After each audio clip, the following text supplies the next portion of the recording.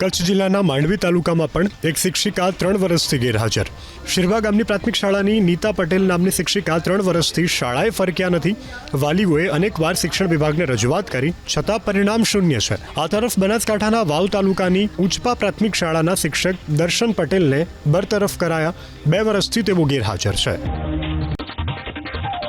ભૂતિયા શિક્ષકો મુદ્દે રાજ્યના શિક્ષણ મંત્રી કુબેર ડિંડોરે કાર્યવાહી કરવાની વાર્તા કરી। કુબેર ડિંડોરનું કહેવું છે કે સમગ્ર રાજ્યમાં તપાસ કરાશે અને જે શાળામાં આવા શિક્ષકો હશે તેને ઘર ભેગા કરાશે। આ તરફ રાજ્યકક્ષાના શિક્ષણ મંત્રી પ્રફુલ પાનસેરિયા કહી રહ્યા છે કે લાંબી રજા પર ગયેલા શિક્ષકોની યાદી મંગાવવામાં આવી છે।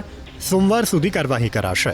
પૂરી ગુજરાતના તમામ ગામડાઓની શાળામાં આવા કોઈ લાંબી રજાથી પોતાનો ફાયદો ઈચ્છી અને શિક્ષણ ઉપર જેની અસર થાય, બાળકોને શિક્ષણ આપવાની જગ્યાએ મોટી રજા લઈને જતા હોય અને પોતાનો વ્યક્તિગત સ્વાર્થ સાધતા હોય, આવી તમામ માહિતી મેં સોમવાર સુધીમાં મંગાવી છે। જ્યાં ક્ષતિ હશે ત્યાં ચોક્કસ એનું એક્શન લેવાશે।